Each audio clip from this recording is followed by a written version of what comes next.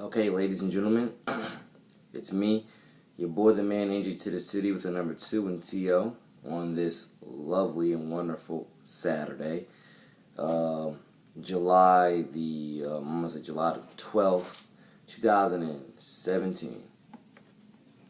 And right now it's 2:30. So if you're on your television as well as watching this video on your phone or iPad or computer or wherever else, you can turn on your TV to NFL Network and you can watch the I think the 49ers preseason game versus I forgot who they played.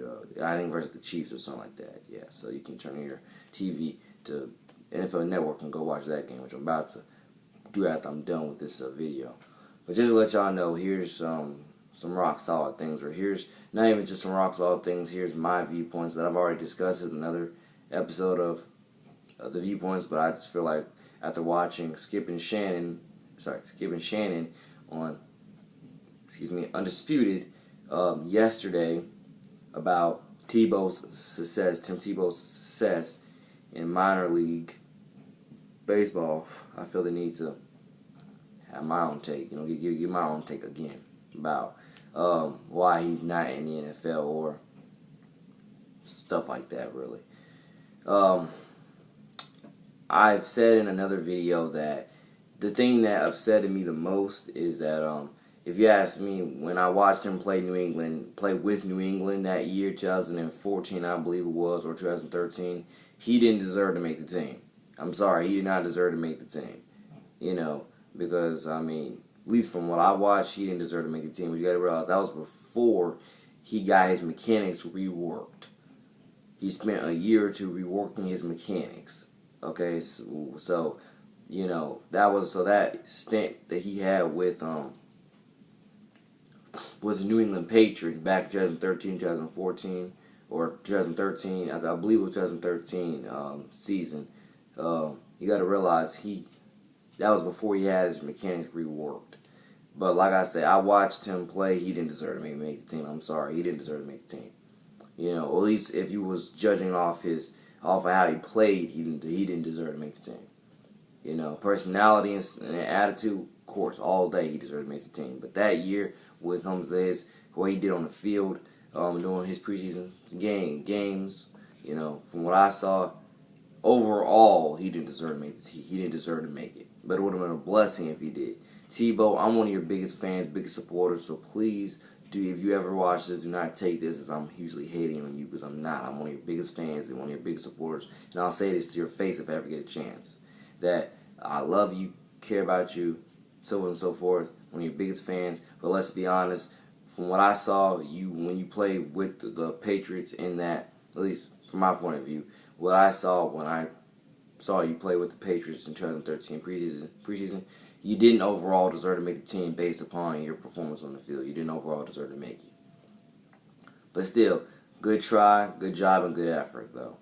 Now, I was excited when you got another opportunity with the Eagles. Very, very, very excited.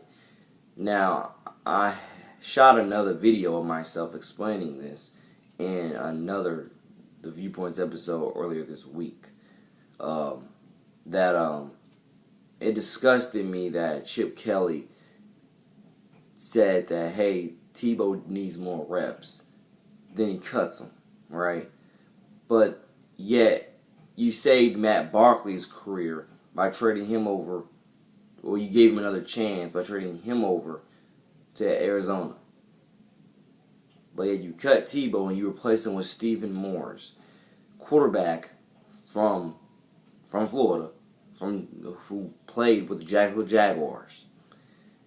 It was a slap in the face and an insult that it was Stephen Morris. You're probably like, why?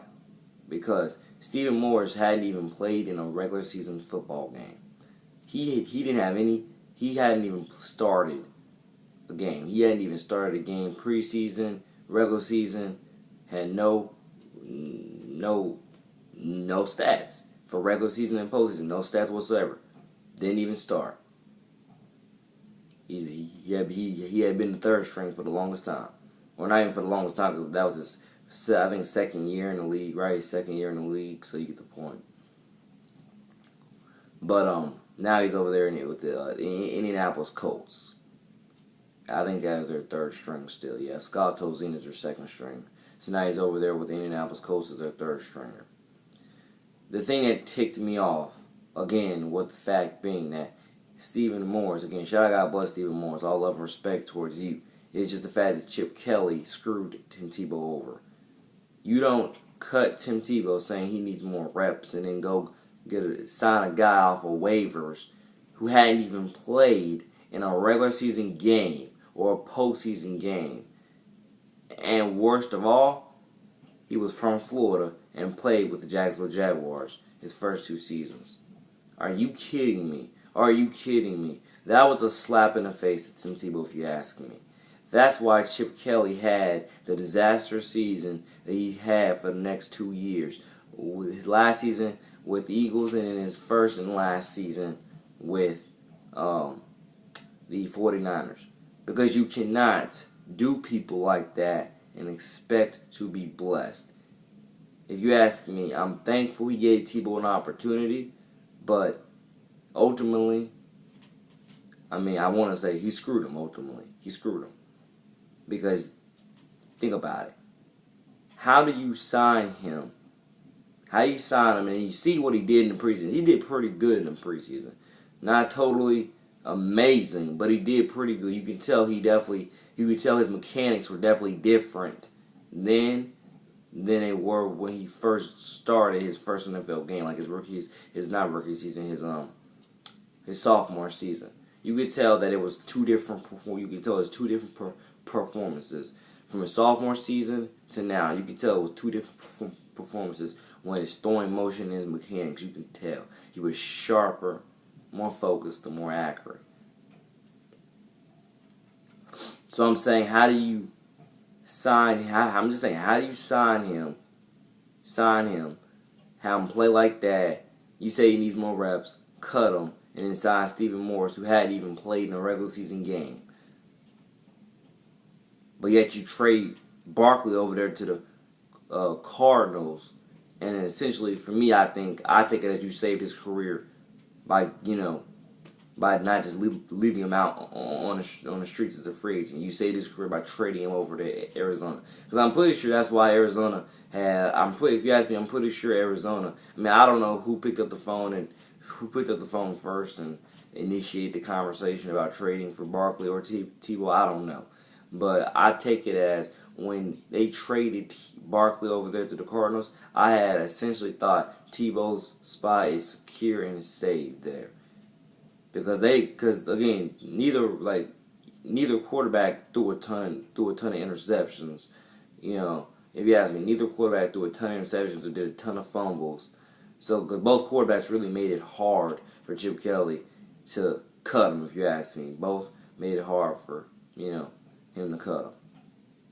But I look at it as, that's just me. I look at it as Tebow got screwed by Chip Kelly when Chip Kelly cut him and replaced him with Stephen Morris, who hadn't even taken a regular season snap, who hadn't even started in the regular season or postseason. And worst of all, came from Jacksonville. Plus, where Tebow should have been got signed exactly when exactly when the Jets let him go or when the Patriots let him go. He should have been got signed. He should have been there in camp 2 or 3 years ago competing with Blake Bortles. Is what he should have been. That's just me in my opinion. He should have been there competing with Blake Bortles.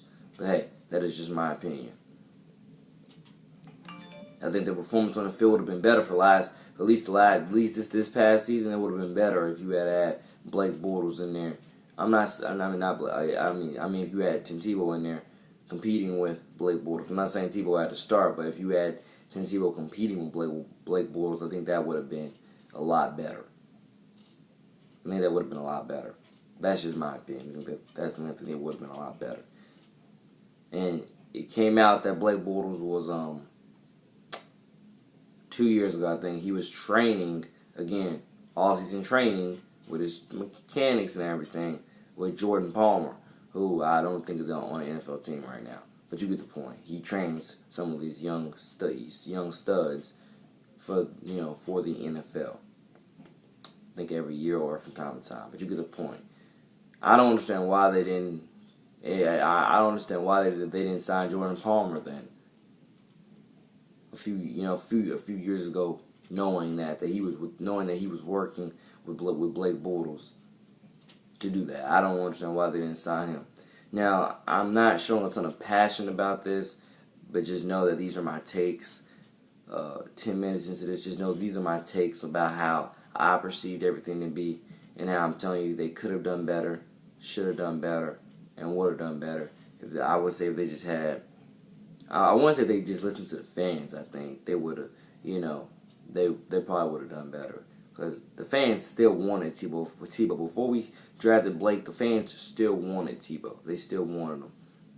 There may be some that still want him now. You don't truly know right now, but trust me, if they did sign him, I think the fan base would still be excited about it. I think so. But I'm telling you that Tebow should have been on the Jaguars a few seasons ago, at least 2 seasons ago, or 1 season ago, or how many other seasons ago. He should have been on the Jaguars. Blake Bortles, I'm not saying we shouldn't have drafted him. Yeah, draft him, but you should have got him.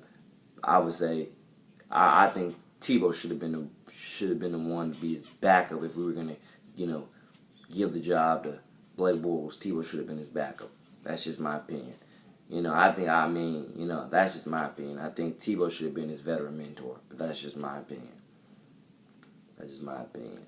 Thank you all for listening, viewing, watching, and subscribing. I probably will go into a deeper analysis of this, or a more passionate analysis of this later on in life. I don't know when, but thank you all for viewing, watching, listening, subscribing. Once again, me, your boy, the man, Agent to the City. On this weekend, I'm probably gonna, if I don't drop a whole 3 albums, I'm probably gonna drop at least 1 album. It won't be it's probably gonna be a different surprise album. At least the first one will be a different surprise album than the one I've been promoting for the last 2 or 3 weeks. But the one I've been promoting will drop eventually. But thank you all for watching, viewing, listening, and subscribing. Once again, your boy, the man, Agent to the City here. Thank you. Take care. God bless. Once it's unashamed. 100.